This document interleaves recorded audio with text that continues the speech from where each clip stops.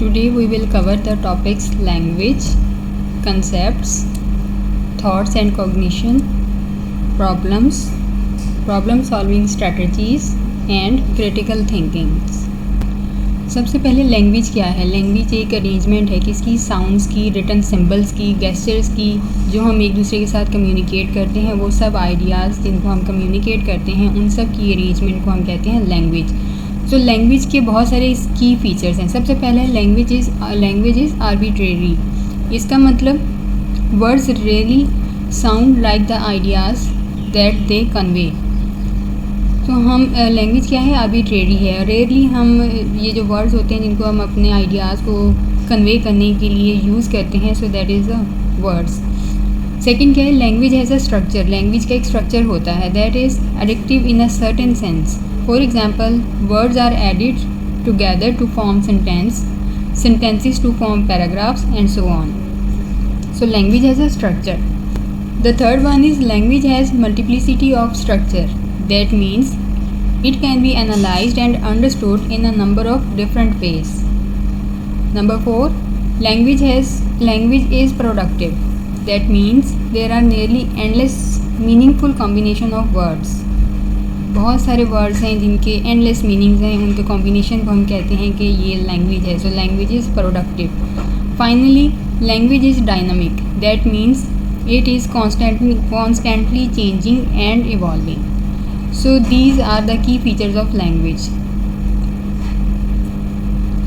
The next we will learn that language can be broken down into subcomponents, elements, or we can say that the structure of language. अब इसमें कितने types हैं, कितने सब components में language को divide करते हैं। So let's see. First one है फोनेम्स। फोनेम्स क्या होते हैं, ये स्मॉलेस्ट यूनिट होते हैं किसी भी स्पीच साउंड के, और इसको हम एक दूसरे से बहुत इजीली डिफ्रेंशिएट भी कर सकते हैं। और हमारे पास ऑलमोस्ट इंग्लिश लैंग्वेज में 40 फोनेम्स हैं। कहीं पर आपको 44 भी देखने में मिलेंगे डिफरेंट टेक्स्ट बुक्स में, बट मोस्टली में 40 लिखा गया है कि 40 साउंड्स हैं फोनेम्स की इन इंग्लिश। इसके अलावा जितनी भी लैंग्वेजेस हैं उनमें डिफरेंट फोनेम्स हैं और उनकी क्वांटिटी भी डिफरेंट है। ज़रूरी नहीं कि सारी ही लैंग्वेजेस में 40 ही फोनेम्स होते हैं। सो ये जस्ट इंग्लिश में है, बाकी लैंग्वेजेस में ये डिफरेंट हो सकते हैं। फोनेम्स हैं क्या, phonemes are the basic speech sounds of the language and morphemes are the smallest meaningful units. ठीक है, इन दोनों में फ़र्क को याद रखना है। फोनेम्स बेसिक स्पीच साउंड होते हैं। जैसे अगर हम लिख रहे हैं कैट, कैट क्या है, ये एक स्मॉलेस्ट मीनिंगफुल यूनिट है, लेकिन इसके अंदर हमारे पास 3 फोनेम्स हैं लाइक ख, ए, ठ। 3 साउंड्स को हम मिलाते हैं, 3 फोनेम्स को मिलाते हैं तो कैट एक मॉर्फेम बनता है।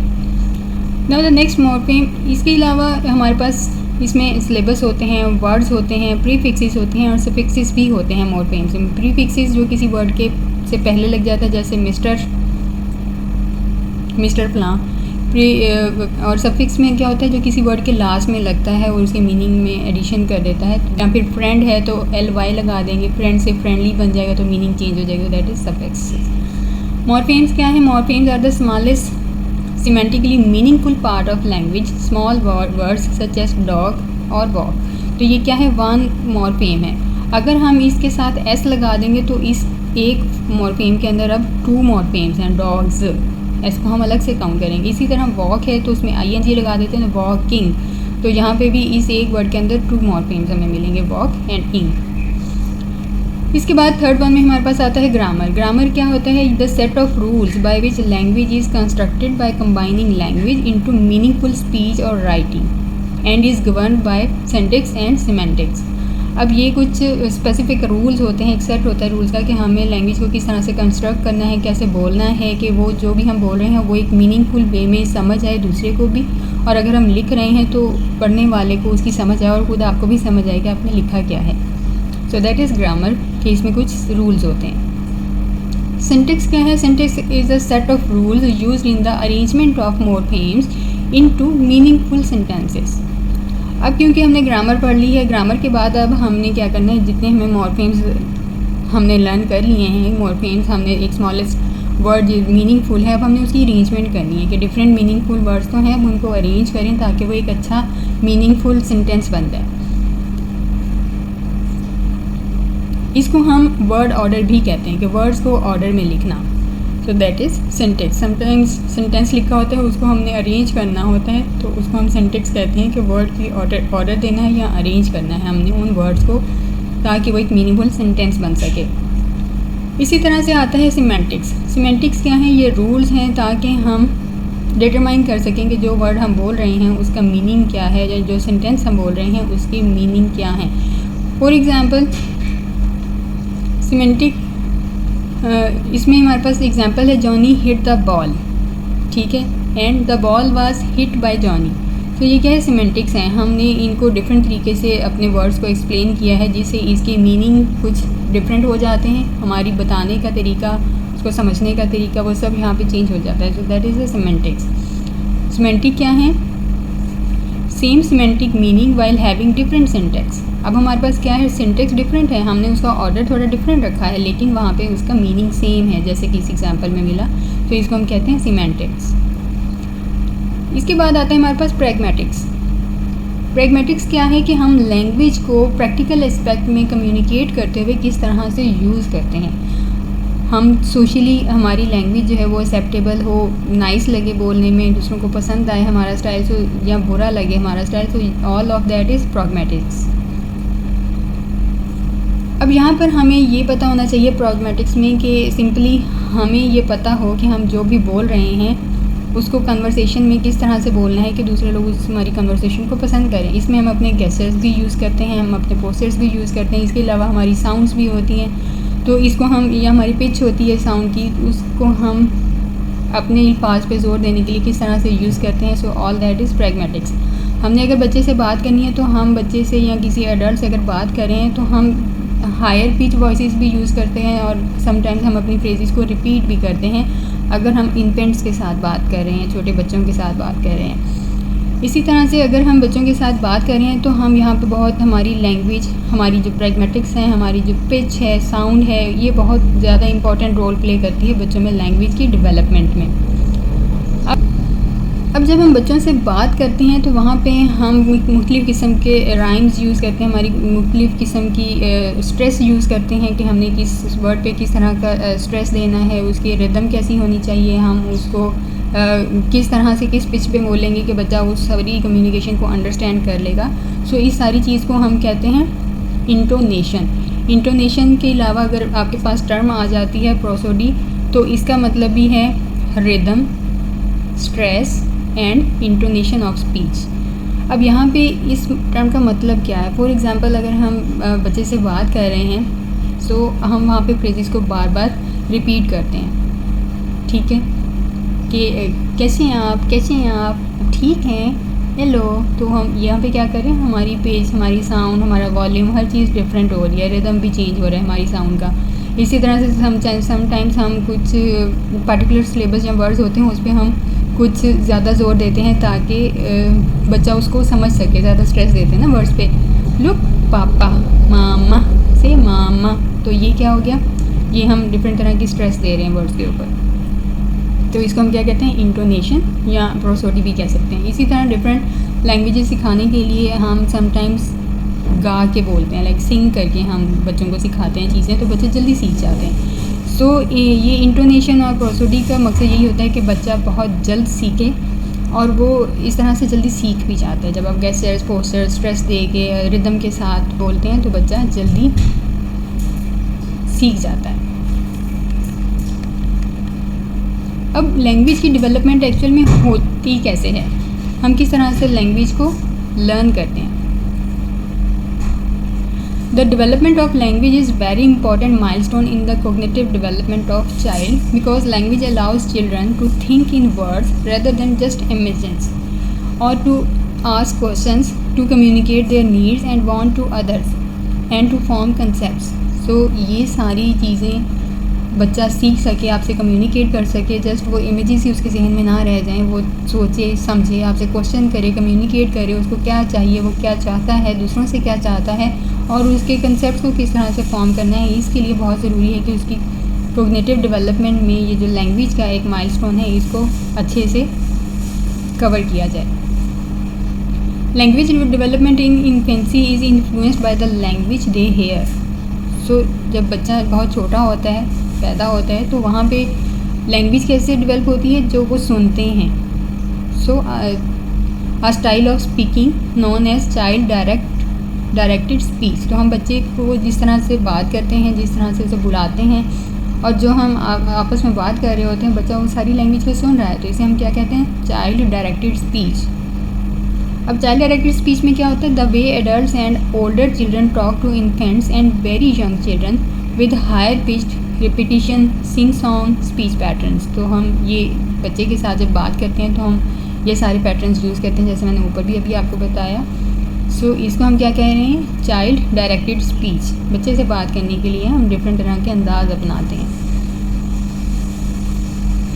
अब जो इन्फेंट्स एंड टोडलर्स होते हैं, उनसे हम इस तरह की स्पीच ज़ाहिर है ज़्यादा हम यूज़ करते हैं। इससे क्या होता है कि इस तरह की लैंग्वेज यूज़ करने से बच्चों में लर्निंग अपॉर्चुनिटीज़ क्रिएट होती हैं, और इससे केयर गिवर और इन्फेंट में एक डायलॉग भी डेवलप हो जाता है। ठीक है। Infant also seem to understand far more than they can produce. तो इन्फेंट्स ज़्यादा अच्छे से अंडरस्टैंड कर सकते हैं, प्रोड्यूस नहीं कर पाते, लैंग्वेज बोल नहीं पाते, लेकिन वो अंडरस्टैंड बहुत अच्छे से कर पाते हैं आपकी बात को। A phenomena known as the receptive productive lag. तो इस फिनोमिना को हम क्या कहते हैं, receptive productive lag. They may be able to only produce 1 or 2 words, but they understand much longer sentences from their parents and others. ठीक है, वो जस्ट एक वर्ड बोल सकते हैं या 2 वर्ड्स बोल सकते हैं, लेकिन वो बहुत लॉन्गर सेंटेंसेस को बहुत अच्छे से अंडरस्टैंड कर सकते हैं। अब लैंग्वेज तो हमें पता लग गया कि डेवलप कैसे होती है, लेकिन अब यहाँ पे डेवलपमेंटल की स्टेजेस आपको मिलेंगी, जिसको हम कहते हैं स्टेजेस ऑफ लैंग्वेज डेवलपमेंट, यहाँ पे language acquisition. So language development की बहुत सारी स्टेजेस हैं जो हर बच्चा एक्सपीरियंस करता है, नो मैटर वो किस कल्चर में रहता है, कहाँ रहता है, वहाँ किस तरह से बोला जाता है, लेकिन ये लैंग्वेज एक्विजिशन या स्टेजेस लैंग्वेज डेवलपमेंट की सब में सेम होती हैं। स्टेजेस ऑफ लैंग्वेज डेवलपमेंट, सबसे पहले यहाँ पे लिखा नहीं है, सबसे पहले जब बच्चा पैदा होता है तो उसकी लैंग्वेज होती है क्राइंग। उसको भूख लगी है या उसे कुछ वेट फील हो रहा है या उसको सोना है, तो वो क्या करेगा, क्राई करेगा। तो वो सबसे फर्स्ट लैंग्वेज होती है बच्चे की crying at the time of birth. Then cooing, at around 2 months of age babies begin to make vowel like sounds.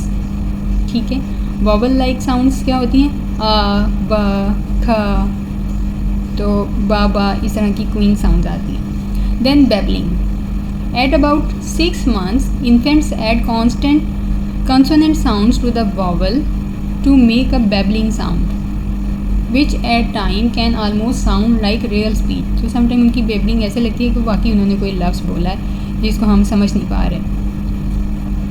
So deaf children actually decrease their babbling after 6 months while increasing their use of primitive hand signs and gestures.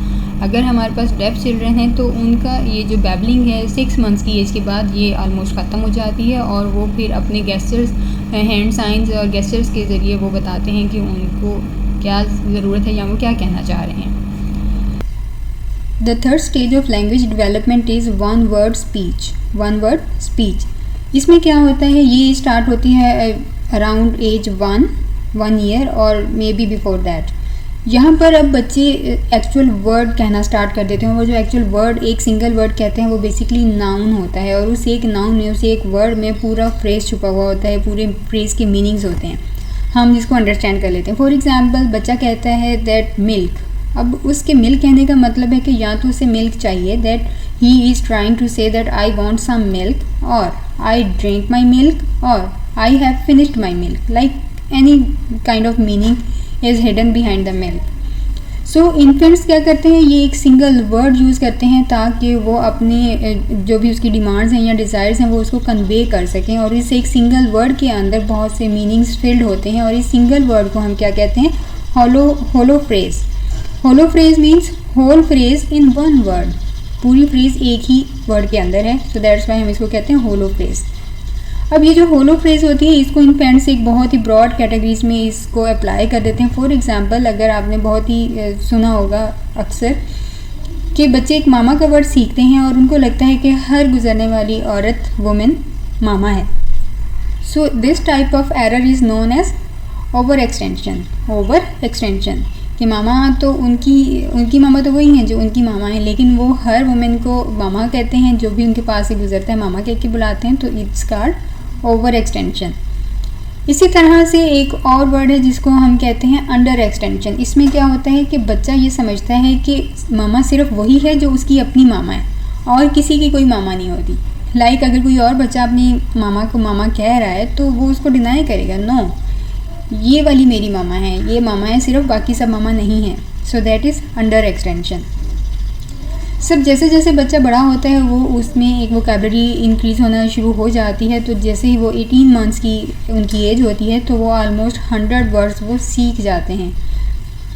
इसके बाद हमारे पास fourth stage है, that is called telegraphic speech.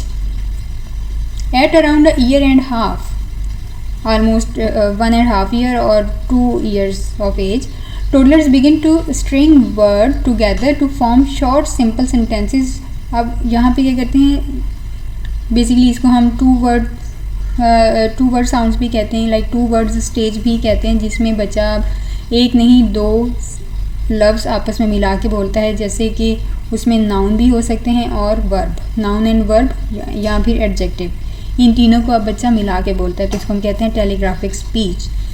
For example, baby eat, mummy go, doggy go, bye bye, ये सब किसकी examples हैं, telegraphic speech की, यहाँ पे टू वर्ड स्टेज की। Only the words that carry the meaning of the sentence are used. अब वो वही वर्ड यूज़ करते हैं जिनकी मीनिंग की उनको ज़रूरत है, जो वो कहना चाहते हैं। सब अब क्या होता है कि जैसे जैसे बच्चे की एज बढ़ती है, उनकी वोकैबलरी काफ़ी तेज़ी से बढ़ना शुरू हो जाती है, और at the age of 3 years बच्चे की जो ऑलमोस्ट वोकैबलरी होती है, एवरेज वोकैबलरी, वो ऑलमोस्ट 1000 वर्ड्स अब वो सीख चुके हैं 3 साल की उम्र में। हो सकता है कि इससे भी ज़्यादा वो सीख जाएं। अब यहाँ पर एक जो मिस्टेक होती है वो ये होता है कि वो ओवर जनरलाइजेशन एरर्स करते हैं। अब ये एरर्स किस तरह के होते हैं, these are the errors in which the rules of language are over extended. इसमें जो हमारे पास लैंग्वेज के रूल्स होते हैं उसको ओवर एक्सटेंड कर देते हैं इस एज के बच्चे। फॉर एग्जाम्पल, आई गोड टू द स्कोर। अब ये गोड टू द स्कोर, अब यहाँ पे गो जो है वो बहुत ही एक इरेगुलर वर्ब है, गोड तो नहीं होता, लेकिन बच्चे एक स्टैंडर्ड रूल है ग्रामर का, वो उसको हर चीज़ पे अप्लाई कर देते हैं। लेकिन अगर गो कहते हैं तो आई गोड, हर चीज़ के साथ उन्होंने डी लगा देना होता है। सो अगर फिनिश कहना है तो आई फिनिश्ड।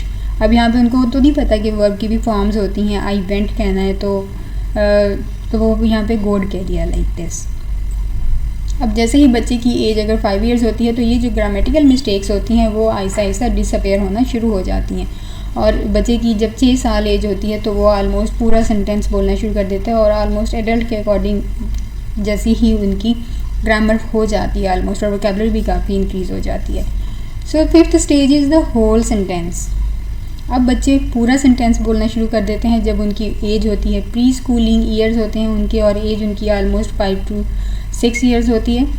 अब वो ग्रामेटिकल टर्म्स और सीख जाते हैं। इसी तरह उनके जो नंबर ऑफ़ वर्ड्स हैं सेंटेंसेस में वो भी काफ़ी ज़्यादा इंक्रीज़ हो जाते हैं, और यहाँ पर अब वो बिल्कुल ऐसे ही फ्लुएंटली बोलते हैं जैसे कि एक अडल्ट फ्लुएंटली बोल सकता है। हालांकि इस एज में अभी तक उनकी जो नंबर ऑफ़ वोकैबलरी है वो स्टिल अभी लिमिटेड है, लेकिन ये बहुत तेज़ी से ड्रामेटिकली ये वोकैबलरी एक्सपेंड होती है बच्चों के अंदर। और अगर बच्चे की एज 10 years हो तो ऑलमोस्ट इनकी जो लैंग्वेज है और उनकी फ्लुएंसी है वो ऑलमोस्ट ऐसी ही होती है जैसे एडल्ट्स की होती है।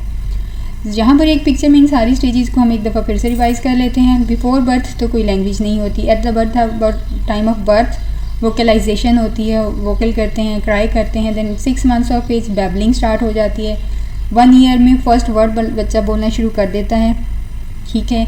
देन 2 years में फ्रेजेस स्टार्ट हो जाते हैं। देन 3 years में सेंटेंसेस।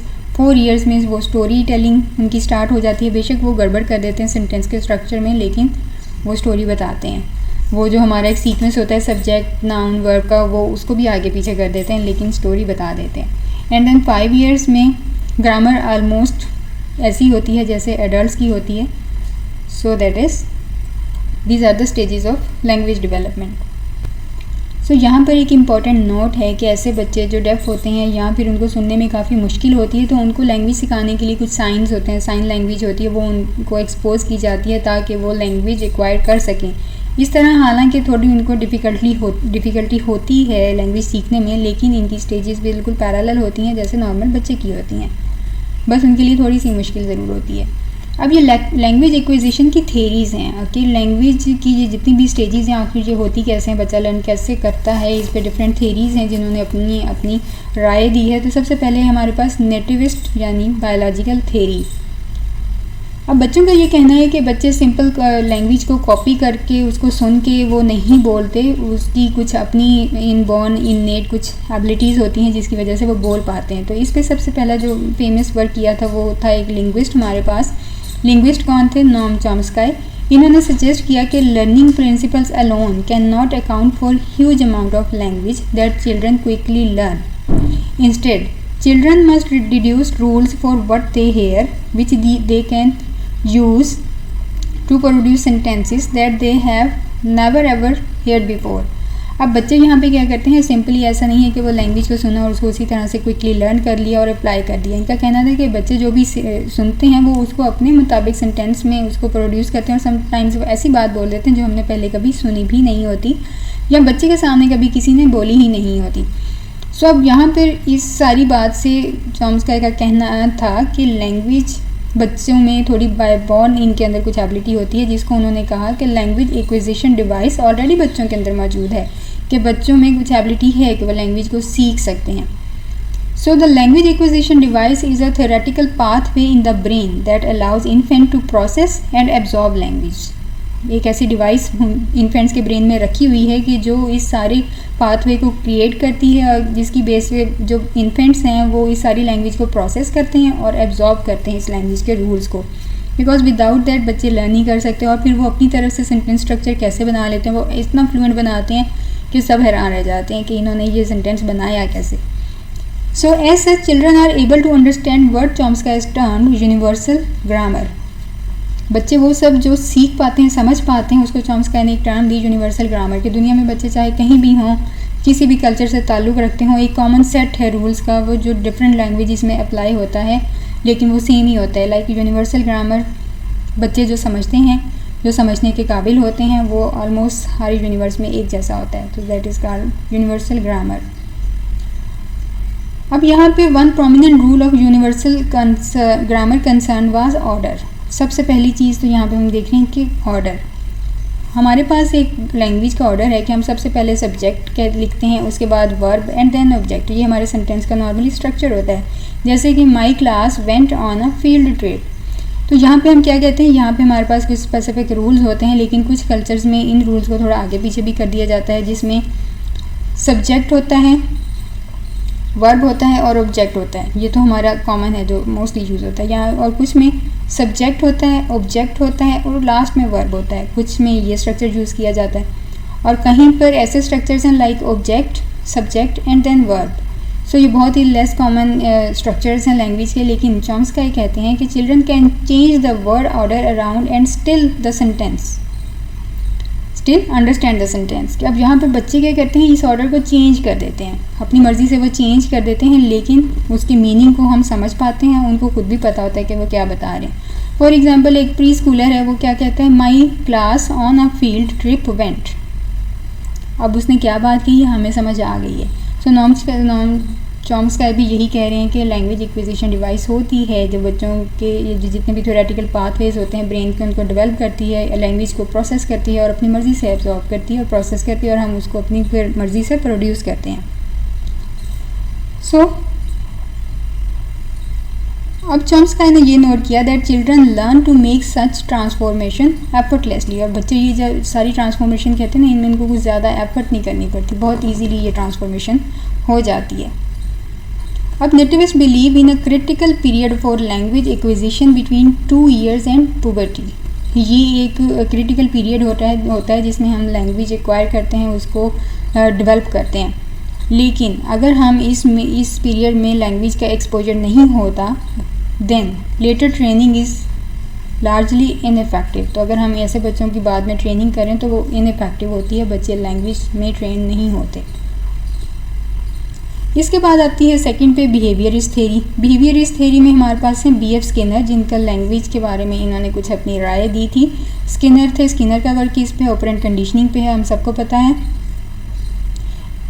इन्होंने जो चॉम्स्की का आर्गूमेंट था उसके साथ आर्गूमेंट किया कि लैंग्वेज एक्विजिशन तो होती है, लेकिन इसके साथ उन्होंने एक आइडिया दिया कि लैंग्वेज एक्विजिशन सपोर्ट सिस्टम भी होता है, which is the language rich और language poor environment the child is exposed to while growing up. इसका मतलब क्या हुआ, लैंग्वेज एक्विजिशन सपोर्ट सिस्टम हमारा इन्वायरमेंट है, हम इन्वायरमेंट से सीखते हैं। अगर हमारे इन्वायरमेंट लैंग्वेज रिच है, उसमें बहुत सारी लैंग्वेज बोली जाती हैं, हमारी लैंग्वेज को रीइंफोर्स किया जाता है, तो वो लैंग्वेज रिच इन्वायरमेंट है। और अगर लैंग्वेज पे ज़्यादा फोकस नहीं किया जाता, आप कोई भी काम करें, आपको यस नो में आंसर नहीं मिल रहा, आपको कोई अप्रिसिएशन नहीं मिल रही, then that is a language poor environment.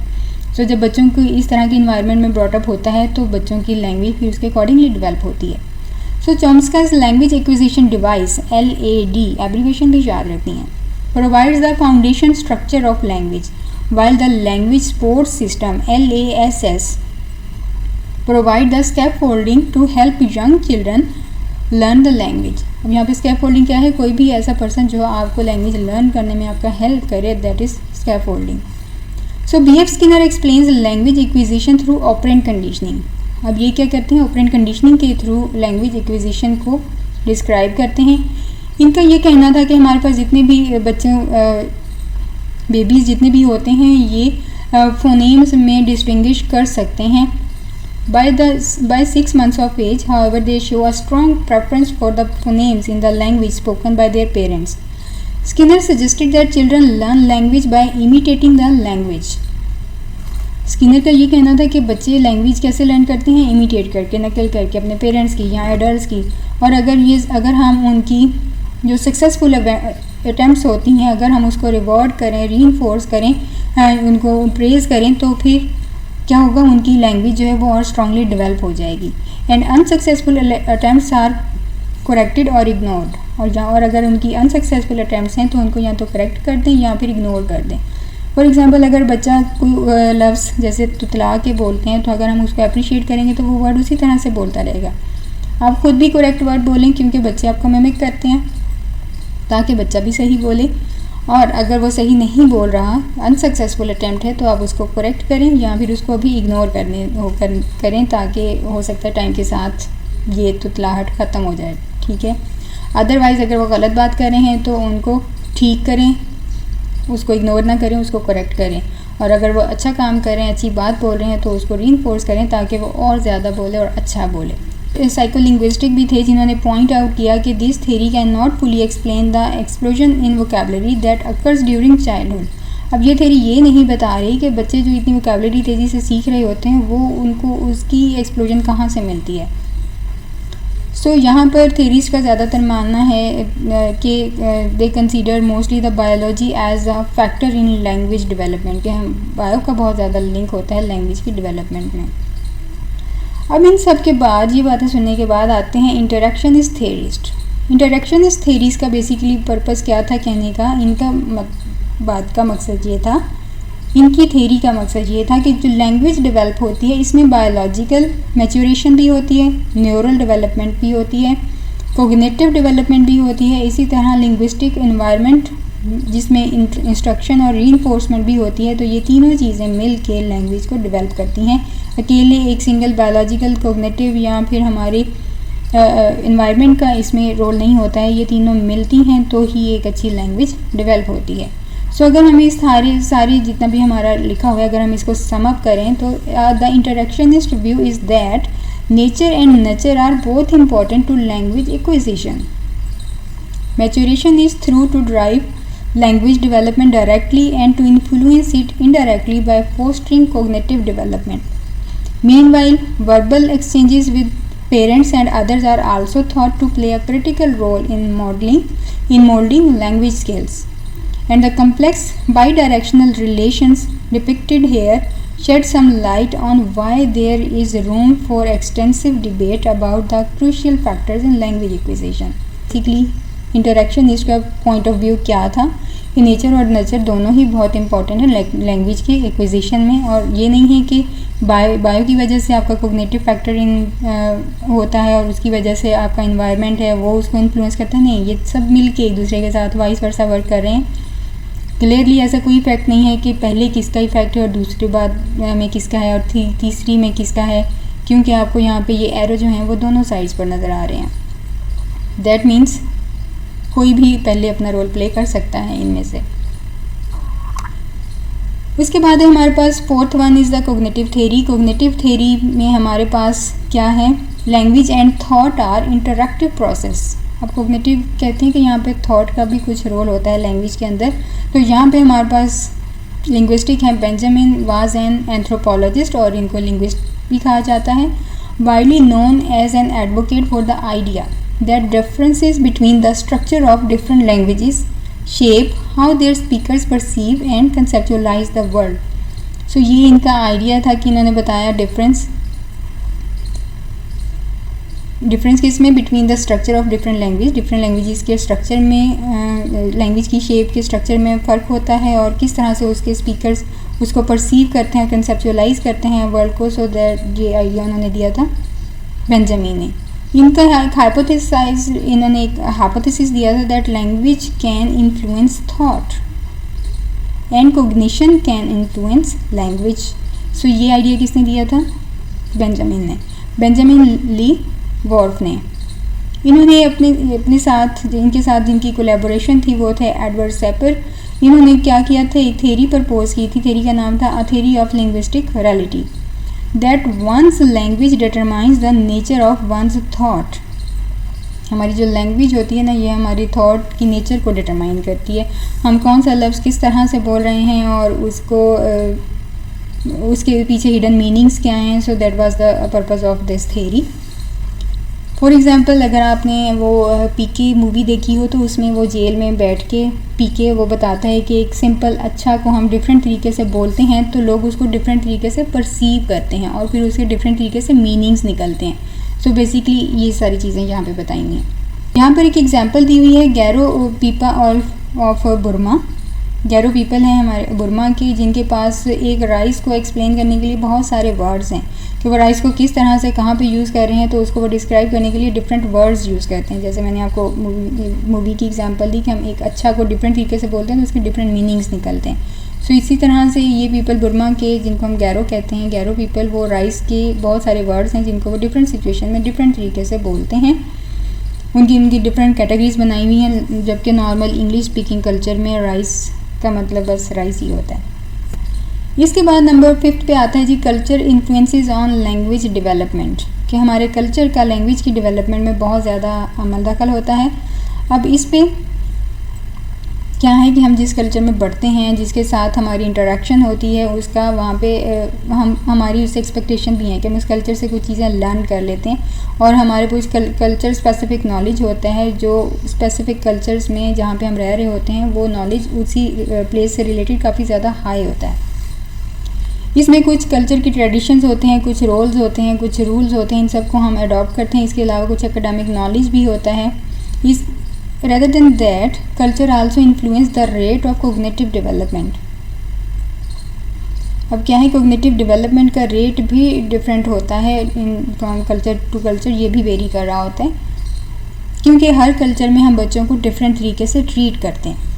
अब यहाँ पर हमारे पास एक थ्योरिस्ट आते हैं जिसको हम कहते हैं लेव विगोस्की। ये एक सोशियो कल्चरल साइकोलॉजिस्ट हैं।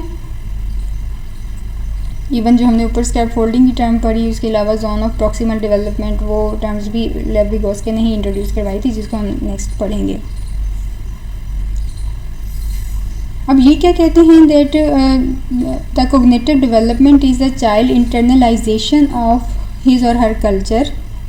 अब इसमें क्या क्या इंक्लूड आता है, इंटरपर्सनल एंड सोशल रूल्स हैं, सिंबल्स हैं और लैंग्वेजेस हैं। सो इन ये सारी चीज़ें मिल के एक बच्चे की कोग्निटिवली डेवलप कर रही होती हैं। So according to Vygotsky, the child's mind grows through contact with other minds. बच्चे का माइंड कैसे ग्रो होता है, जब उसका माइंड किसी और के माइंड के साथ कांटेक्ट करता है। मतलब हम अपने कल्चर के साथ, कल्चर में रहने वाले लोगों के साथ बात करते हैं तो हमारे अपने माइंड की ग्रोथ होती है।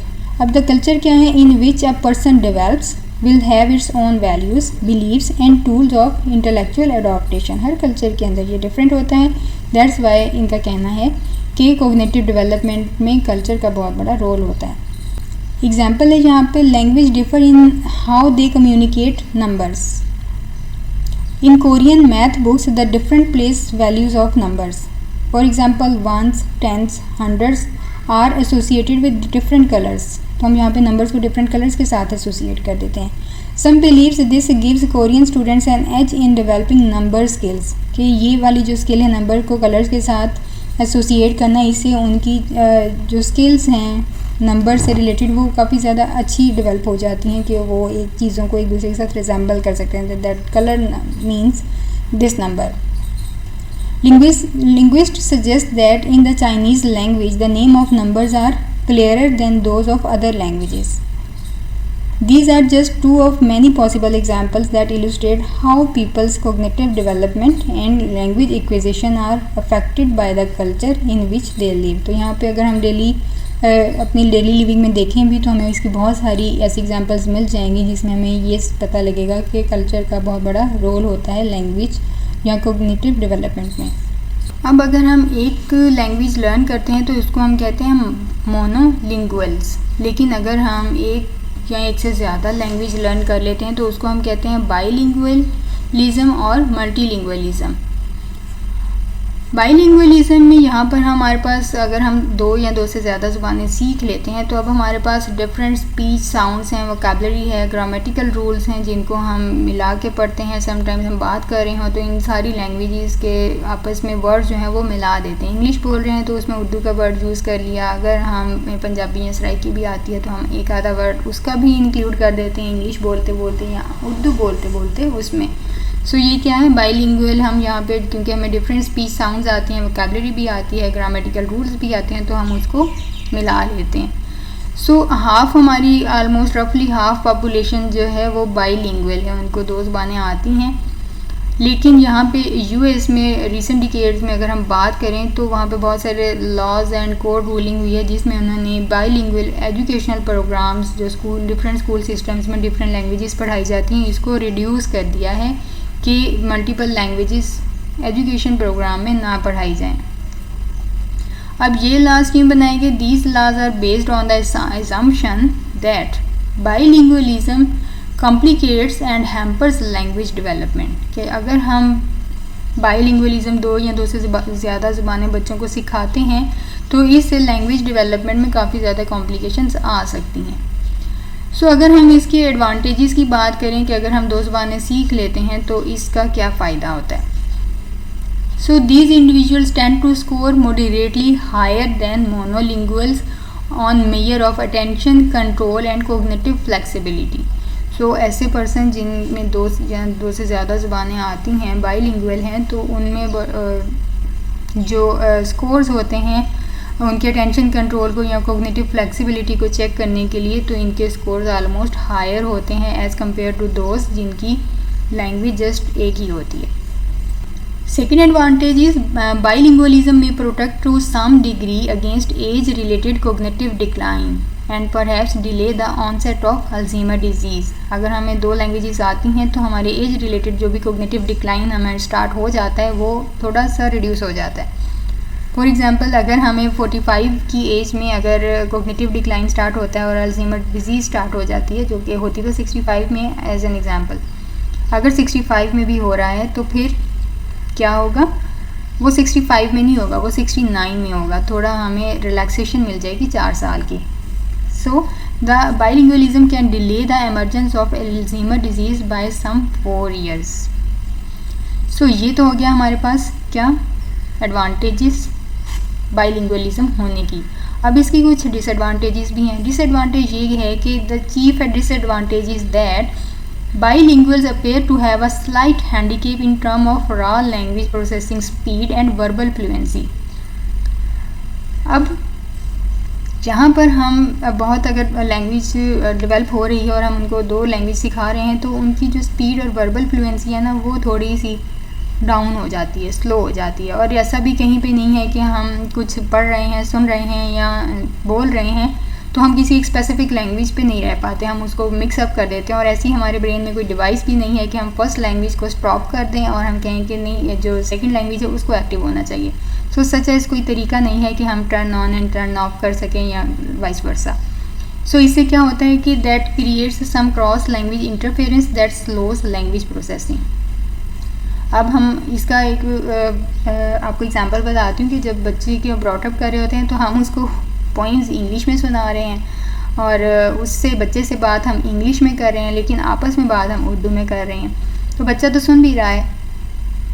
तो अब यहाँ पे क्या होता है कि बच्चा तो दोनों तरह की लैंग्वेज को सुन रहा है, तो वो वहाँ पे कंफ्यूज हो जाता है कि एक्चुअल में उसको बोलनी कौन सी लैंग्वेज है। तो यहाँ पे थोड़ा सा इस माइलस्टोन में डिले देखने में मिलता है, लेकिन अगर वो इसको सक्सेसफुली कंप्लीट कर लेते हैं, लर्न कर लेते हैं, तो फिर ऊपर वाली एडवांटेजेस हमें देखने में मिलेंगी। लैंग्वेज के बाद एक नेक्स्ट टर्म हमारे पास आती है कंसेप्ट्स। कंसेप्ट्स क्या होते हैं? हम जब चीज़ों को देख रहे होते हैं, चीज़ें लैंग्वेज डेवलप हो रही होती है, तो इसमें कुछ हमारे अपने कंसेप्ट्स भी होते हैं। सो कंसेप्ट्स क्या है? Concept is a way of grouping और classifying the world around us. हम चीज़ों को देखते हैं, उसको समझते हैं और उसका मीनिंग अपने जहन में बना लेते हैं। फॉर एग्ज़ाम्पल, अगर हमें कोई कहे कि चेयर है, तो चेयर का सबसे पहले हम उसकी बहुत सारी लार्ज वैरायटी है जिसमें डिफरेंट साइजेस हैं, डिफरेंट शेप्स हैं। सो हम एक चेयर को आइडेंटिफाई कर सकते हैं क्योंकि चेयर का कंसेप्ट है हमारे पास कि वो किस तरह की दिखती है और वो किस तरह हम उस पर बैठते हैं। तो जितनी भी ट्रेड्स होती हैं चेयर की, वो ऑलमोस्ट हमने लर्न की हुई होती हैं और वो उसको हम आइडेंटिफाई कर लेते हैं। Typically is the degree to which an object fits the average. So basically typically क्या है, ये एक कंसेप्ट एक डिग्री होता है जो किसी भी ऑब्जेक्ट से रिलेटेड कोई भी कंसेप्ट, उसका नॉलेज, उसकी ट्रेड्स, एवरेज ट्रेड्स जो हमारे माइंड में फिट हो जाती हैं, दैट इज़ द कंसेप्ट। अब एक चेयर की एवरेज करैक्टरिस्टिक्स क्या होंगे? अब क्योंकि एवरेज की बात की हमने, तो एवरेज, क्योंकि चेयर्स की बहुत सारी वैराइटीज़ हैं, तो अब एक एवरेज करैक्टरिस्टिक्स क्या हैं हमारे जहन में? When we picture chair and image emerge in our brain, तो उसकी इमेज फ़ौरन से हमारे जहन में आती है। तो हम उसको, उसकी जो फ़ौरन से क्या है कि उसकी 4 टांगें हैं, एक सीट है जिसमें हम बैठेंगे, एक पीछे टेक है जिसमें हम टेक लगाएंगे, तो that these are the average characteristics ना चेयर। तो जैसे ही हम चेयर की पिक्चर को देखेंगे तो सबसे पहले तो ये उसकी एक इमेज चेयर की हमारे जहन में बन जाएगी कि चेयर ऐसी होती है। अब ये जो टिपिकल पिक्चर होती है जिसको that we envision is refer to as prototype, तो हम इस तरह के इमेजेस को क्या कहते हैं? Prototype. But we can imagine other images of a chair that are distant from the prototype to varying degrees. Concepts क्या होते हैं? ये स्मॉल भी हो सकते हैं, लार्ज भी हो सकते हैं, ज़्यादा भी हो सकते हैं, कम भी हो सकते हैं। सो अब हम कंसेप्ट में बात करते हैं कि ये किस किस तरह के होते हैं। सबसे है सुपर ऑर्डिनेट कंसेप्ट। ये एक बहुत ही ब्रॉड कंसेप्ट है जिसमें हमारे पास एक ग्रुप होता है और उसमें ऑलमोस्ट सारी ही चीज़ें आ जाती हैं, जैसे कि फूड। ये क्या है? सुपर ऑर्डिनेट कंसेप्ट है कि एक अम्ब्रेला टर्म है जिसके अंदर बहुत सारी चीज़ें आती हैं। फिर इसके अंदर आ जाता है एक basic concept. Basic concept are smaller and more specific, कि फूड में कौन सी चीज़, आपको कुछ खाना है, खाना है, that is a super ordinate concept कि आप खाना खाना चाहते हैं। खाने में क्या खाना चाहते हैं, मतलब बेसिक कंसेप्ट बताएंगे तो आप ब्रेड खाना चाहते हैं। उसके बाद हम क्या कहते हैं कि एक और सब ऑर्डिनेट कंसेप्ट थर्ड वन हमारे पास आता है जिसको हम कहते हैं कि कौन सी वाली ब्रेड, तो हम कहते हैं हमें राई वाली ब्रेड जानी, हम मोर स्पेसिफिक हो जाते हैं। तो सबसे पहले क्या आता है? कंसेप्ट में जब उसकी इमेज एक हमारे जहन में आती है, दैट इज़ द प्रोटोटाइप। फिर कंसेप्ट में भी हमारे पास टाइप्स हैं, that superordinate concept, basic concept and subordinate concept. So concepts are क्या हैं? These are the essentials for thinking and reasoning. एक कंसेप्ट हमारे जहन में होते हैं जिसकी बेस पे हम सोचते हैं और उसकी रीज़न देते हैं, that why we have these concepts. Without such categorization we would be so overwhelmed by our surroundings that we would be incapable of any deeper thought. सो अगर ये हम इस तरह की कैटेगराइजेशन ना करें, कंसेप्ट्स इस तरह के हमारे जहन में ना हों, तो हम किसी भी चीज़ के बारे में डीपली थिंक नहीं कर सकते। So another type of concept is images. अब हमारे पास कोई चीज़ नहीं है, कुछ ऐसा नहीं है, सुन नहीं रहे हैं, समझ नहीं रहे, लेकिन हम कंसेप्ट को इमेजेस की फॉर्म में भी स्टोर कर लेते हैं अपने माइंड में। ये होती हैं मेंटल पिक्चर्स होती हैं। इमेजेस क्या है? मेंटल पिक्चर्स हैं। We create in our minds of the outside world. Outside world को लेके अपने माइंड में कोई भी मेंटल पिक्चर बना लेना। तो हम यहाँ पे क्या कर रहे हैं? इमेजेस की फॉर्म में कंसेप्ट डेवलप कर रहे हैं। इमेजेस ज़रूरी नहीं है कि वो विजुअल ही हों। जैसे कि हम किसी चीज़ की पिक्चर देखते हैं तो वो विजुअल हो गया ना। इमेजेस ऑडिटरी भी हो सकती हैं।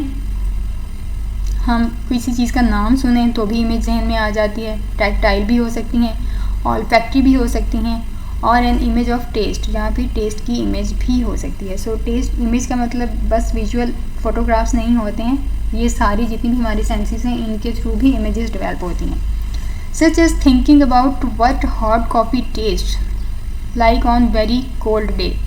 अब यहाँ पर क्या है, जब आप कॉफ़ी के बारे में सोचते हैं तो उसका टेस्ट भी जहन में आएगा, उसका जो है उसकी हॉटनेस भी फील होगी। तो ये सारी क्या हैं? इमेजेस हैं कि अगर आप एक ठंडे मौसम में बैठ के अगर आप आइसक्रीम खाएं या चॉकलेट कॉफ़ी पिएं तो उसका क्या टेस्ट होगा, या चॉकलेट खाएं तो क्या टेस्ट होगा। Now the next concept is cognition और थॉट्स। कंसेप्ट तो बन गया, अब कंसेप्ट के बाद कोग्निशंस भी होती हैं, हमारी थॉट्स भी होती हैं। कोग्निशन क्या है? Cognition encompasses the mental process involved in acquiring, organizing, remembering, using and constructing knowledge. So cognition सारा क्या है? ये हमारे mental process है जिसमें हम acquire करते हैं, organize करते हैं, remember करते हैं, use करते हैं और knowledge को construct करते हैं। इसके बाद हमारे पास सेकेंड टर्म है जी रीजनिंग। रीजनिंग क्या है? The drying of conclusion from evidence can be further divided into deductive and inductive reasoning. Reasoning हम जो भी सोच रहे हैं उससे रिलेटेड जो भी हम थिंक कर रहे हैं या जो हमारे कंसेप्ट्स हैं उसका एक फाइनल कंक्लूजन ड्रॉ कर लेना कि उनके एविडेंस की बेस पे, तो उसको हम रीजनिंग कहते हैं। इसकी हमारे पास दो टाइप्स हैं, डिडक्टिव रीजनिंग। डिडक्टिव रीजनिंग एक ऐसा प्रोसेस है जिसमें हम एक लॉजिकल कंक्लूजन ड्रॉ कर लेते हैं from general statements. Statement general होती है लेकिन उसे हम लॉजिकल कंक्लूजन ड्रॉ कर लेते हैं। इसके एक एग्जाम्पल है हमारे पास सिलोगिज्म्स। ये क्या है? डिडक्टिव कंक्लूजन है ड्रॉन फ्रॉम टू प्रीमाइसेस। अब हमारे पास टू प्रीमाइसेस होते हैं, उससे हम एक सिंगल कंक्लूजन ड्रॉ कर लेते हैं। For example a is equal to C and a is equal to b। ये दोनों a जो हैं b और c के इक्वल हैं, तो हमने लॉजिकली कंक्लूजन ड्रॉ कर लिया कि ये दोनों a के इक्वल हैं, दैट मीन्स कि c और b भी एक दूसरे के इक्वल हैं, that's why c and b are equal. यहाँ पे एक और एग्जाम्पल है, ऑल पॉलिटिशियंस आर ट्रस्टवर्दी। सारे पॉलिटिशियंस ट्रस्टवर्दी होते हैं।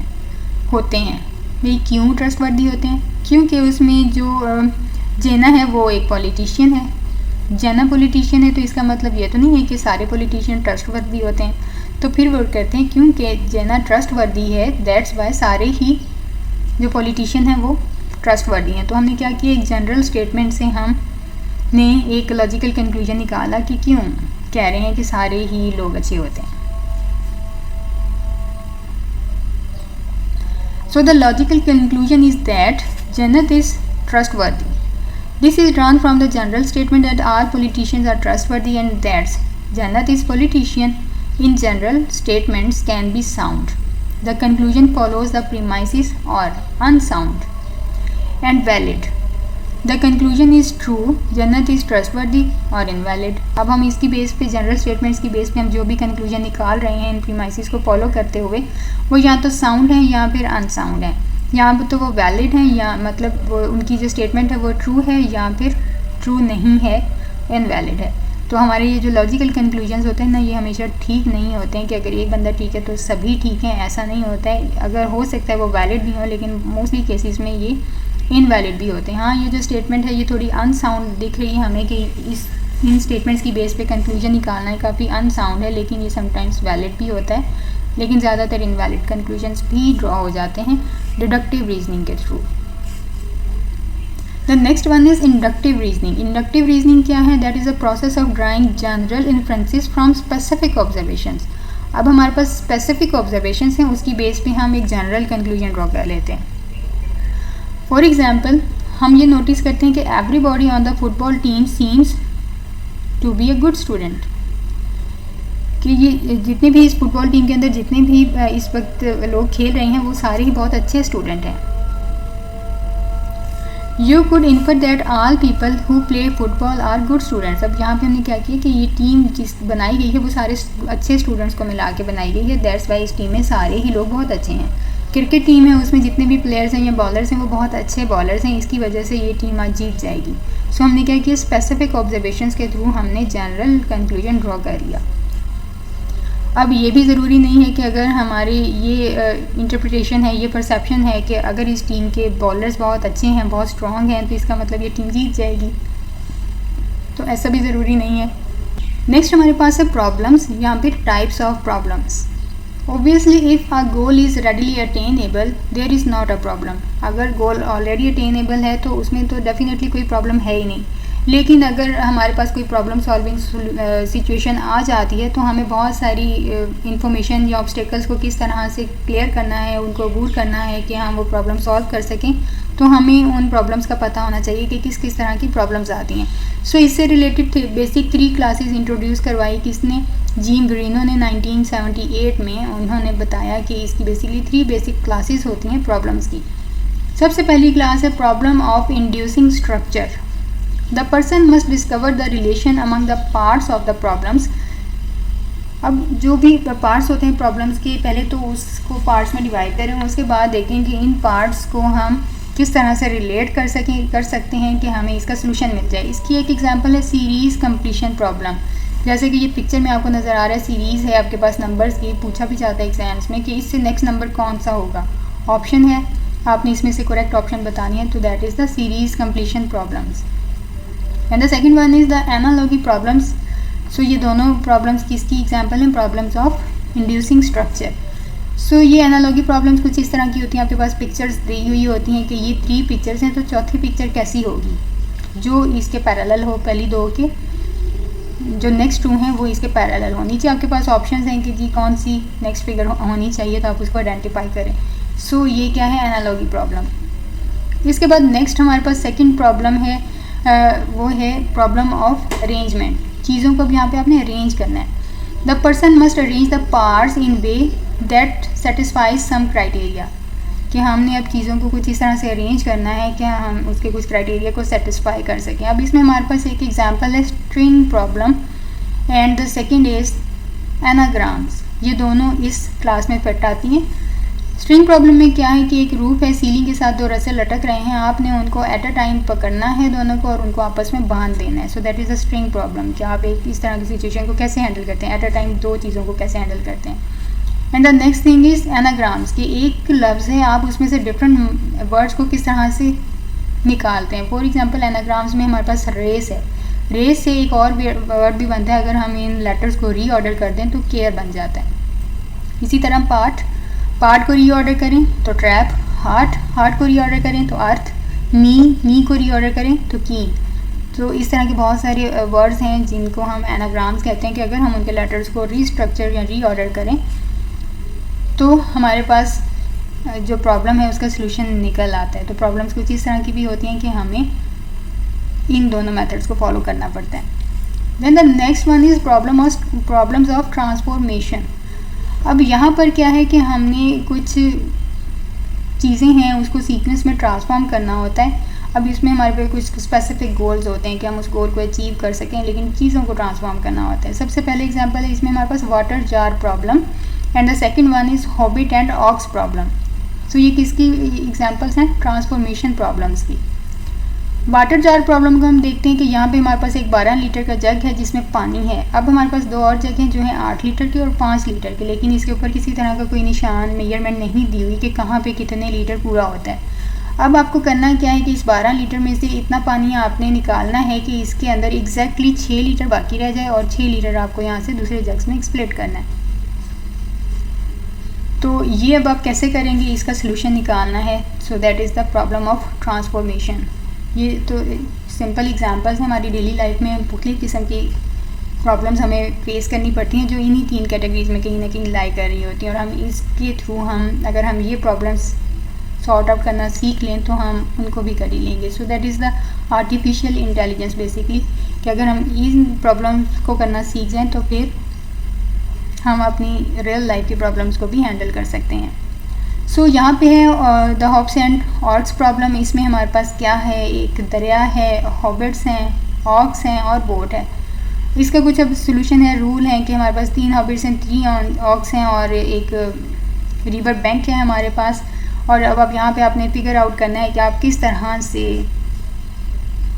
इनको दरिया पार करवाएंगे।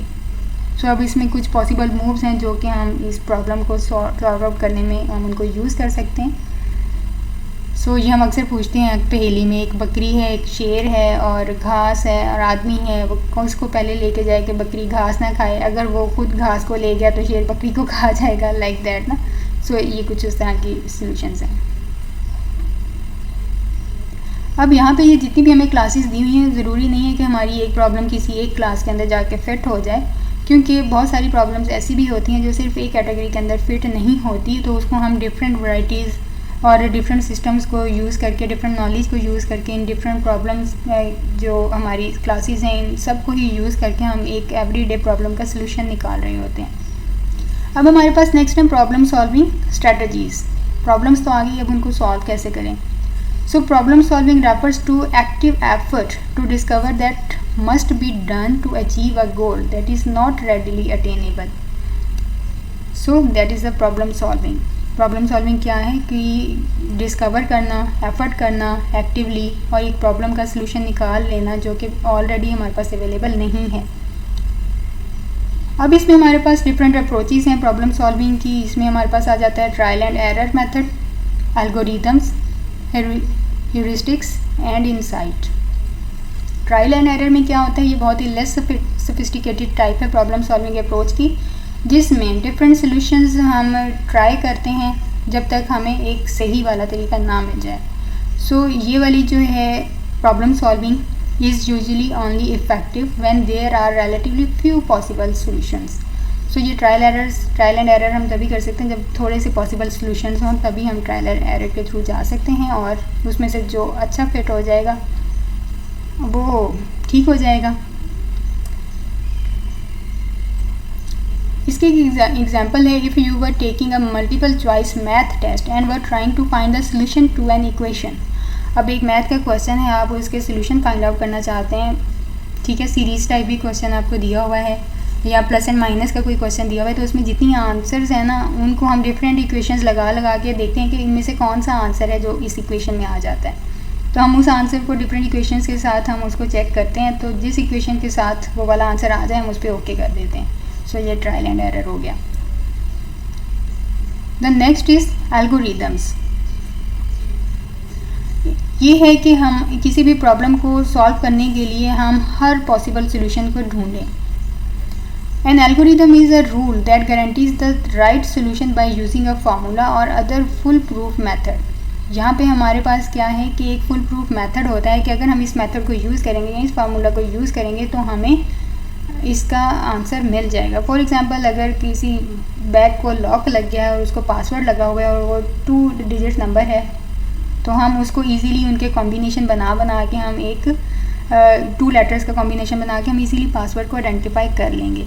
सो ये क्या, जिसकी एग्जांपल है, ये एक एल्गोरिदम की एग्जांपल है कि हम डिफरेंट पेयर्स को यूज़ करके, लेटर्स के कॉम्बिनेशन को यूज़ करके एक एग्जैक्टली जो राइट वन है हम उसको हिट कर लेते हैं और लॉक ओपन हो जाता है। लेकिन अगर यही पासवर्ड कॉम्बिनेशन हो 5 लेटर्स का या उससे ज़्यादा का, तो फिर ये वाली शॉर्टकट की जो है ना ये वहाँ पे काम नहीं आएगी। उसके बाद हमारे पास है ह्यूरिस्टिक्स। ह्यूरिस्टिक क्या है, रूल ऑफ थंब, कि आपको जो रूल पता है बस इसी के थ्रू ही इसको यूज़ करना है, इसके अलावा और कोई तरीका नहीं है, कोई जजमेंट या कोई सिचुएशन वहाँ पे काम नहीं करेगी। बस एक रूल ऑफ थंब है कि इस तरीके को ऐसे करना है तो ऐसे ही करना है। For example, if you are trying to guess the password mention previously, you might begin by guessing actual 5 letter words. अब यहाँ पे हम एक्चुअल 5 लेटर का वर्ड ढूंढेंगे, क्योंकि 5 नंबर्स हैं, 5 लेटर का वो पासवर्ड है, तो उसमें कोई रैंडम नंबर तो नहीं हो सकते ना, कोई एक्चुअल वर्ड ही होगा। तो हम क्या करते हैं, हम उसके आसपास में जितने भी लोग हैं जो उसके करीब हैं, या उसकी डेट ऑफ बर्थ है या मोबाइल नंबर है, तो एटसेट्रा, हम उसका एक एक्चुअल नंबर हम उस पर ट्राई करेंगे। तो यहाँ पे क्या है कि password might be meaningless combination of letters. Password जो है वो तो मीनिंगलेस भी हो सकता है, but you know the passwords are most often actual words. This heuristic limits the possible combinations dramatically. अब ये जितनी भी पॉसिबल कॉम्बिनेशंस होते हैं ना, ये इस प्रॉब्लम सॉल्विंग टेक्निक की वजह से वो क्या हो जाते हैं, थोड़े से लिमिटेड हो जाते हैं। अब इसमें हमारे पास कुछ दो स्पेसिफिक एग्जांपल्स हैं ह्यूरिस्टिक्स की। सबसे पहले तो है अवेलेबिलिटी ह्यूरिस्टिक। यहाँ पे क्या होता है, हम जितनी भी सिचुएशन होती है उसमें अगर कोई सोल्यूशन निकालना है तो जो सबसे पहले हमारे माइंड में आएगा, हमारे पर्सनल एक्सपीरियंस की बेस पे हम कहेंगे कि यही ठीक है और उसको अप्लाई करेंगे, और इस तरह के कंक्लूजन जो होते हैं वो मोस्टली इनकरेक्ट भी साबित होते हैं। For example, a person might judge his or her neighborhood to be more dangerous than others in the city simply because that person is more familiar with violence in his or her neighborhood than in the other neighborhoods. So ये हमारी examples हैं कि हमें अपने neighbourhood क्यों ज़्यादा dangerous लगते हैं, क्योंकि हमने अपनी फैमिली लाइफ में पहले कहीं कुछ वायलेंस अपने नेबरहुड में एक्सपीरियंस की है, जिसकी वजह से हमें लगता है कि जो नेबर्स होते हैं वो ज़्यादा डेंजरस होते हैं। So that is the availability heuristic. Then the second one is representativeness heuristic. Judging a situation based on how similar the aspects are to prototypes the person holds in his or her mind. For example, a person might judge a young person more likely to commit suicide because of a prototype of the depressed adolescents when in fact suicide rates are not higher in younger population. Now the next one is insight and creativity. Insight और creativity क्या है? हम अगर हमारे पास कोई puzzle type problem हो तो हम उसमें हमें लगता है कि ये बहुत टफ प्रॉब्लम है, हम इसको सॉल्व नहीं कर सकते और हम उसको छोड़ के बैठ जाते हैं। लेकिन अचानक से कोई ऐसा आइडिया हमारे जहन में हिट हो जाता है, सडनली एक फ्लैश होती है, इनसाइट फ्लैश होता है कि हम उसका क्विकली उसका सोल्यूशन फाइंड आउट कर लेते हैं। जैसे कि हमने पहले की इसकी एग्जांपल भी देखी थी लास्ट में, वुल्फगैंग कोहलर की, जिसने एक एक्सपेरिमेंट किया था किस पे, चिंपैंजीज पे। उसके बाद उसने जो एक टर्म इंट्रोड्यूस करवाई थी दैट वाज आहा एक्सपीरियंस, कि इसको हम आहा एक्सपीरियंस कहते हैं। Sometimes an insight is referred to as an aha और यूरेका। ये एक एंशिएंट ग्रीक वर्ड है जिसका मतलब है आई हैव फाउंड इट। सो उसकी बेस पे उन्होंने रख दिया आहा एक्सपीरियंस। जब हम इनसाइट की बेस पे सडन किसी चीज़ का सोल्यूशन फाइंड आउट कर लेते हैं तो दैट इज़ द आहा एक्सपीरियंस। इसको हम क्रिएटिविटी भी कहते हैं कि ये इनसाइट है, क्रिएटिविटी यूज़ हुई है इसमें और हमें एक चीज़ का सोल्यूशन मिल गया है। Some researchers are investigating the distinctions between convergent thinking. Convergent thinking क्या है? Thinking pointed toward one solution, किसी एक सोल्यूशन की तरफ देखना कि बस एक ही सोल्यूशन है, that is a convergent thinking. And divergent thinking का मतलब है thinking that searches for multiple possible answers to a question.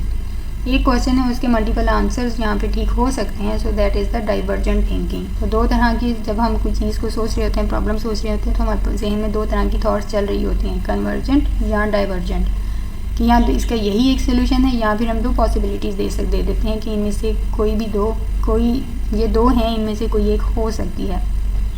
सो अब यहाँ पर क्या होता है कि इसमें हमारे पास मुख्तलिफ थिंकिंग के पैटर्न्स हैं, जो इसमें एक्टिविटीज़ हैं जो इस सारी वे में इन्वॉल्व होती हैं। हमें कुछ नया तरीका मिलता है सोचने का, अपने इमोशंस को एक्सप्रेस करने का, अपने आइडियाज़ को शेयर करने का।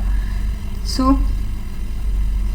All this matters are important, divergent and convergent thinkings are important. अब क्रिएटिव थिंकिंग होती है, इसकी कुछ करेक्टरिस्टिक्स होती हैं। For example, while there is no formula for becoming more creative, there are certain characteristics that tend to be associated with creativity. अब यहाँ पर ठीक है, हम बहुत ज़्यादा कोई फार्मूला नहीं है हमारे क्रिएटिव होने का, लेकिन कुछ करैक्टरिस्टिक्स हैं, अगर हम इनको अडॉप्ट कर लें तो हमारी क्रिएटिविटी कुछ हद तक बढ़ सकती है। तो यहाँ पे कुछ समरेटिव की पॉइंट्स हैं, 5 की ट्रेड्स हैं जिसको हम फॉलो कर सकते हैं क्रिएटिविटी को इंक्रीज़ करने के लिए। First one is expertise, having a solid base of knowledge to help furnish new ideas. आपके पास किसी चीज़ को लेके एक बहुत अच्छा और सॉलिड नॉलेज होना चाहिए। फॉर एग्जांपल, अगर हम लैंग्वेज पढ़ रहे हैं तो आपके पास इस लैंग्वेज को लेके बहुत एक अच्छा नॉलेज होना चाहिए। आप डिफरेंट बुक से पढ़ें तो आपको बहुत सारे डिफरेंट आइडियाज़ मिल जाएंगे। एग्जांपल्स जो हमने ऊपर पढ़ी हैं प्रॉब्लम्स की, उससे रिलेटेड बहुत सारे डेली लाइफ के आइडियाज़ आपको मिल जाएंगे कि कौन से डेली लाइफ प्रॉब्लम्स होते हैं जो हम इस क्लास के थ्रू सॉल्व कर रहे होते हैं. Then imaginative thinking, that means having the ability to see things in new ways, to recognise patterns and to make new connections. Imagine करें आपके सामने जो भी चीज़ है उनको नए तरीक़ों से सोचें, इन पैटर्न को रिकॉग्नाइज करें और उनके नए कनेक्शन बनाएं. The third one is adventuresome personality, having the willingness to seek new experience, to take risks and to accept failure along the way to your goal. अब आपका जो भी गोल है, एक तो आप उससे रिलेटेड न्यू एक्सपीरियंस के लिए विलिंग हों, उसको सीख करें, रिस्क लें, उसको एक्सेप्ट करें अगर आप फेल हो जाते हैं, लेकिन अपने गोल को ना छोड़ें. सो ये पर्सनालिटी टाइप होनी चाहिए. Then intrinsic motivation, being driven by personal motivation and challenging yourself rather than focusing on extrinsic motivators. Extrinsic का मतलब कि कोई और आके आपको मोटिवेट करे फिर ही आप कर सकते हैं, वरना नहीं. इंट्रिंसिक मोटिवेशन है, आपने खुद को खुद ही मोटिवेट करना है, खुद को चैलेंज करना है ताकि आप फोकस कर सकें प्रॉब्लम पे और अपने गोल को अचीव कर सकें. सो जब हम इस तरह से सोचते हैं हमें बहुत सारे क्रिएटिव वे मिल जाते हैं अपने गोल तक पहुँचने के. Then the last one is the creative environment. अब हमारे पास कुछ इन्वायरमेंट भी क्रिएटिव होना चाहिए ताकि हम अपनी उस जो भी इमेजिनेशंस हैं, हमारी एक्सपर्टीज़ हैं या हमारी पर्सनालिटी टाइप है या इंट्रिंसिक मोटिवेशन है, उन सबको हम वहाँ पे अप्लाई कर सकें. सो क्रिएटिव इन्वायरमेंट का बहुत बड़ा रोल होता है. You have to put yourself in a place that sparks sports and promotes creative thinking. तो ऐसी प्लेस में आपने खुद को रखना है जहाँ पे आपकी क्रिएटिव थाट्स को प्रमोशन और सपोर्ट मिले. अब जब हमारे पास प्रॉब्लम्स आते हैं, प्रॉब्लम्स क्रिएटिव थॉट्स भी हैं, क्रिएटिविटी को भी सीखा कि कैसे लर्न करते हैं, तो हमारे पास ऐसा तो हो नहीं सकता कि हम प्रॉब्लम सॉल्व करें और आराम से हो जाए. उसमें कुछ ऑब्स्ट्रक्शंस और हिंड्रेंस तो ज़रूर होती है. अब वो किस किस तरह की हिंड्रेंस होती है.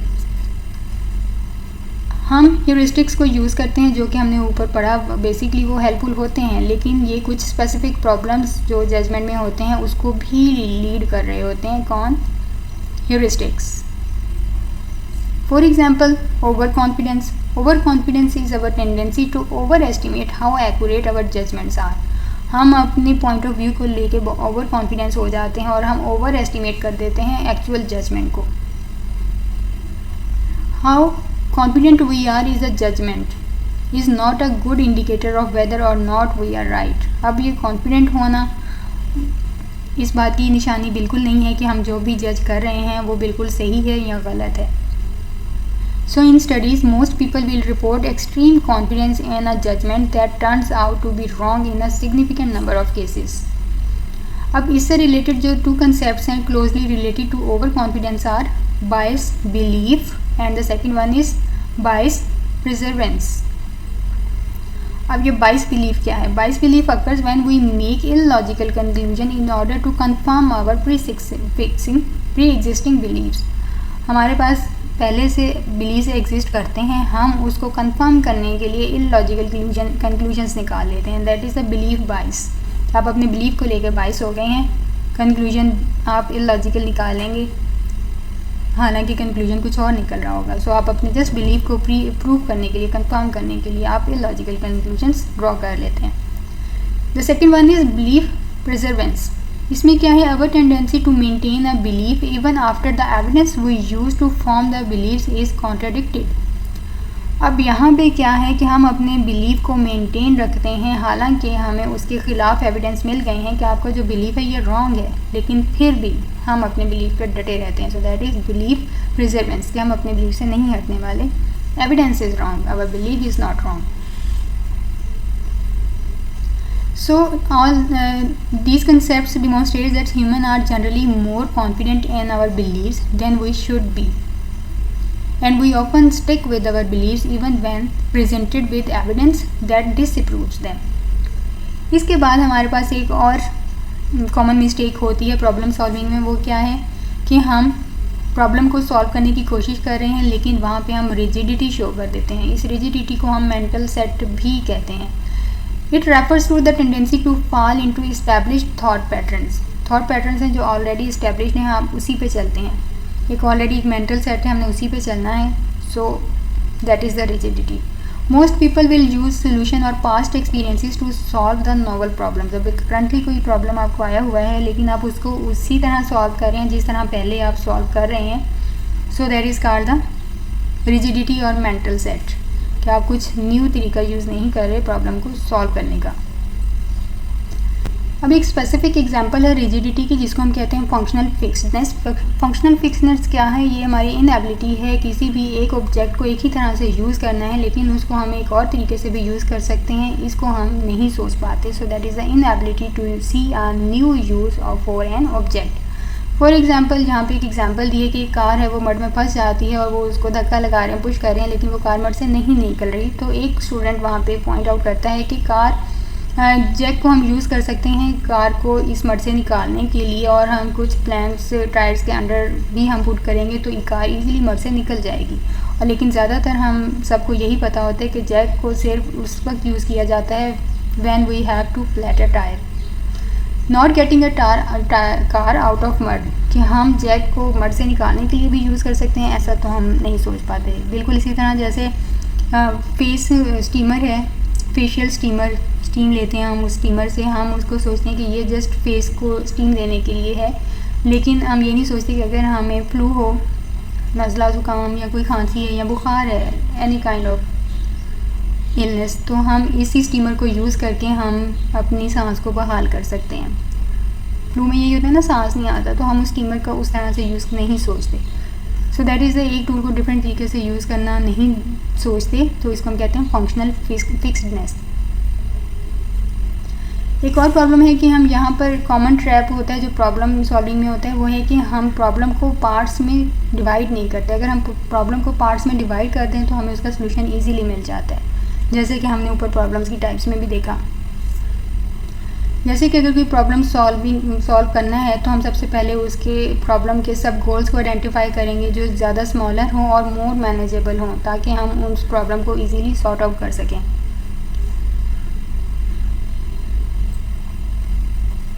अब एक और ऑब्स्टेकल है सक्सेसफुल प्रॉब्लम सॉल्विंग में, वो है confirmation bias. Many studies show that we tend to look for evidence that confirms our beliefs and ignore evidence that contradicts what we think is true.